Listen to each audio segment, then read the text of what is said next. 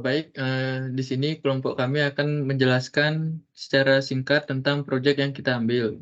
Pertama, saya akan menjelaskan tentang bab 1 yaitu pendahuluan.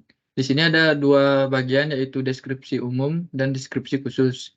Deskripsi umum ini, dijelaskan tentang coffee shop merupakan tempat yang sangat populer di masyarakat modern saat ini. Kafe tidak hanya menyajikan kopi, tetapi juga tempat yang bagus untuk bekerja atau bertemu teman. Banyak juga kafe memiliki suasana santai dan nyaman. Setelah itu, deskripsi khusus dari bagian pendahuluan ini, di kafe, kopi menjadi fokus menu. Banyak kafe yang menawarkan berbagai jenis kopi, mulai dari espresso, cappuccino, latte, hingga kopi dengan teknik penyajian yang berbeda-beda seperti pour, over, atau siphon. Selain itu, kafe juga menawarkan pilihan susu dan pemanis alami seperti gula aren atau sirup tergantung selera pelanggan. Oke, baik. Di sini saya akan menjelaskan bab 2 tentang analisis kebutuhan. Di sini terdapat 3 poin. Yang pertama analisis, yang kedua hasil BMC kami, dan yang ketiga kebutuhan. Saya di sini akan menjelaskan yang pertama terlebih dahulu, yaitu tentang analisis. Dengan menerapkan strategi pemasaran melalui media sosial, Coffee Riches dapat mengoptimalkan pemasarannya dan meraih hasil yang lebih baik. Dengan bantuan platform media sosial, Coffee Riches mampu membangun kehadiran online yang kuat dan menjangkau audiens yang lebih luas. Dengan berbagai konten menarik seputar produk dan promosi, Coffee Riches dapat meningkatkan brand awareness dan menarik calon pelanggan yang mungkin belum pernah melihat coffee shop mereka sebelumnya. Yang kedua ada BMC kami. Ya, ini yang kemarin kami presentasikan. Ada di sini terdapat ada key partners, key activity, key ratios, value propositions, customer relationships, channels, customer segments, cost sector, dan revenue streams. Dan yang ketiga di sini adalah kebutuhan. Kebutuhan akan variasi kopi dan cara penyajian coffee shop dapat menawarkan berbagai jenis kopi dan cara menyajikannya seperti tubruk, French press, dan Earl press, Vietnam drip, V60, dan Chemis, dan lain-lainnya. Selanjutnya akan dijelaskan oleh teman saya. Oke, jadi di bab 3 ini kami menggunakan 2 metode yaitu observasi dan wawancara. Jadi dalam observasi kami menggunakan metode observasi partisipatif dengan menjadi pelanggan aktif di toko ini. Kami mengamati proses pemesanan, waktu tunggu, kebersihan, dan kepuasan pelanggan. Kami juga mencatat aliran lalu lintas, penggunaan fasilitas, dan tindakan promosi yang dilakukan. Hasil observasi kami mengungkapkan beberapa temuan menarik. Pertama, yaitu layanan di Coffee Riches terbukti responsif dan ramah. Staf dengan sigap melayani pelanggan, memberikan saran tentang menu, dan jaga kecepatan pelayan. Selain itu, kualitas kopi yang disajikan juga sangat memukau. Kopi diseduh dengan hati-hati oleh barista yang terampil. Dan untuk selanjutnya itu suasana di coffee shop ini juga mencuri perhatian kami. Desain interior yang hangat dengan perpaduan furnitur kayu dan pencahayaan yang lembut menciptakan atmosfer yang mengundang relaksasi. Oke, yang selanjutnya itu selain observasi kami juga melakukan wawancara dengan pemilik Coffee Riches. Kami membahas tujuan bisnis, strategi operasional, penilaian, kualitas produk, serta tantangan dan saran untuk peningkatan bisnis. Dari wawancara tersebut, kami mengetahui bahwa tujuan utama adalah menyediakan kualitas kopi terbaik kepada pelanggan, menciptakan suasana yang nyaman, dan menjadi tempat pertemuan sosial bagi komunitas lokal.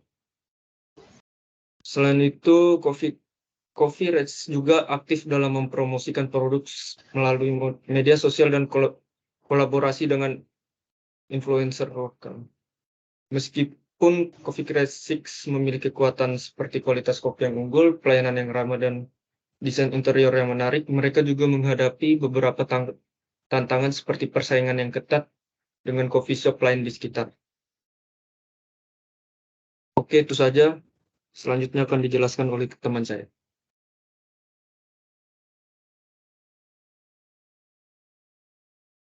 Oke, saya ingin menjelaskan tentang bab 4 tentang hasil dan pembahasan. Jadi untuk bab 4.1 itu ada kelas diagram. Bisa digeser ke bawah lagi ya? Nah, di situ kelas diagram itu merupakan suatu model perencanaan database untuk menggambarkan struktur dan hubungan antara kelas yang terdapat dalam sistem dan di dalamnya terdapat atribut dan fungsi dari suatu objek. Jadi di dalam kelas itu kan ada barista, customer, order, supplier, payment, itu termasuk kelas. Jadi di dalam kelas itu juga ada semacam ID, nama, address.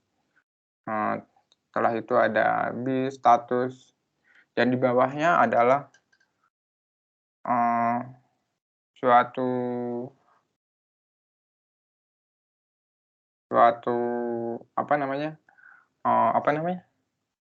teman-teman bisa bantu saya nggak untuk yang di bawahnya, misalnya ada add, give bill, itu maksudnya kan ya Ada operation. Nah, itu operation. Jadi operation itu apa yang kita lakukan. Itu. Nah, itu bisa ke diagram selanjutnya.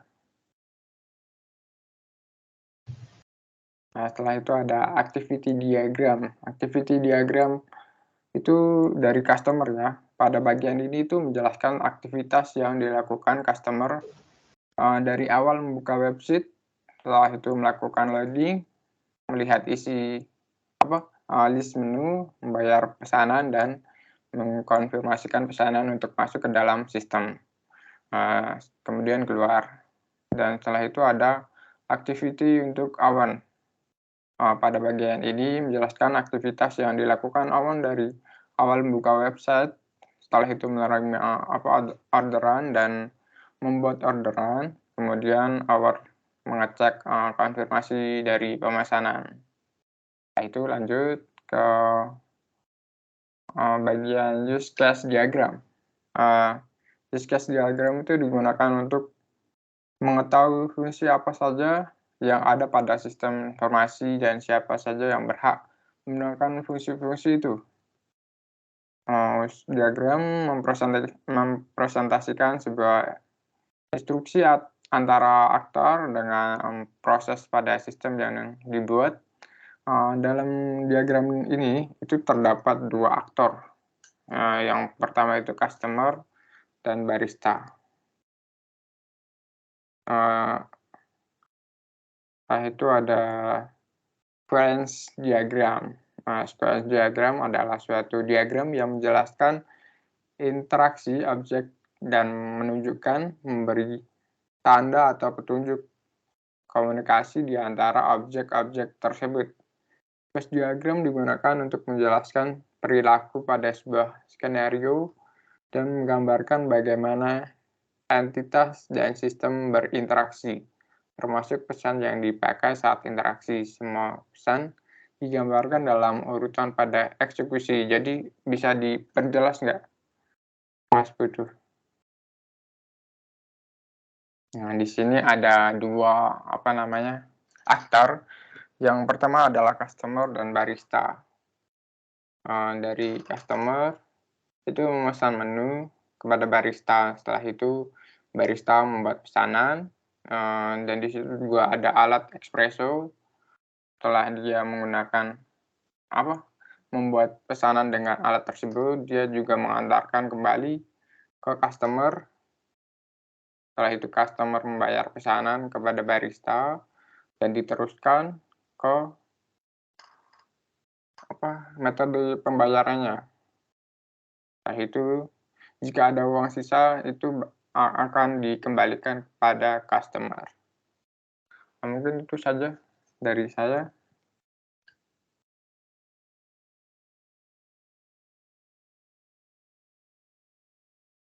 Baik, sekian dari presentasi atau penjelasan dari kelompok kami. Sekian, terima kasih.